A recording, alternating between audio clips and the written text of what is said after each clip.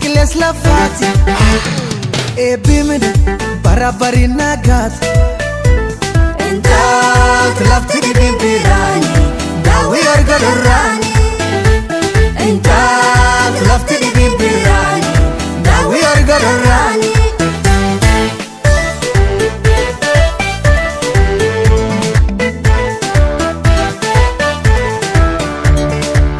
Lafanu yan Alchamarra bisan Biye liban Sana mawabat Lafanu yan Alchamarra bisan Biye liban Sana mawabat Badad bona robande Ya galani Badad bona robande Ya galani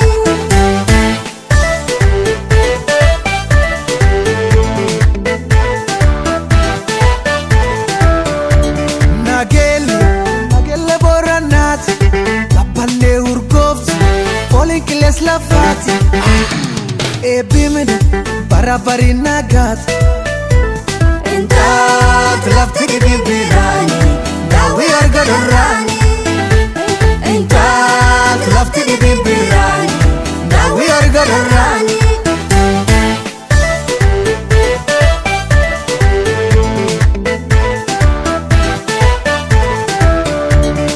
Boru waka hangaf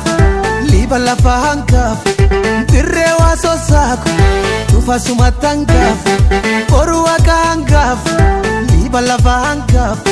Dirrewa sosaku Tuf libani tangaf Entat lafti bimbirani Nagelle borhanati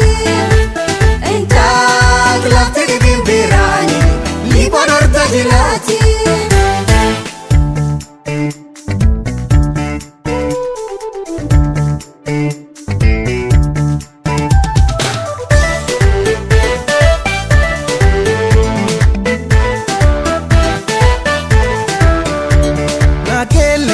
Nagelle borhanati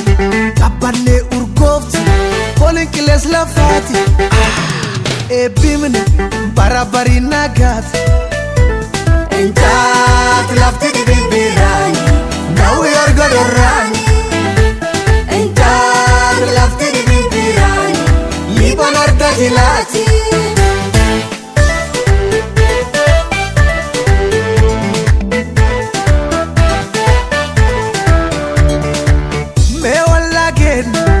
Lagetin jiren Arkwali kavan Walin jarra laften Me walagetin jiren Arkwali kavan Walin jarra laften Gara datama Gargar bau yarena Gara datama Gargar bau yarena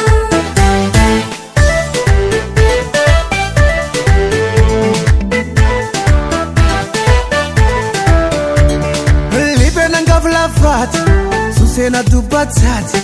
Nagelar dadilat Wakala fabekat Libena ngavlafat Susena dubatat Nagelar dadilat Wakala fabekat Entat lafti bimbirani Dawi argadorani Entat lafti bimbirani Dawi argadorani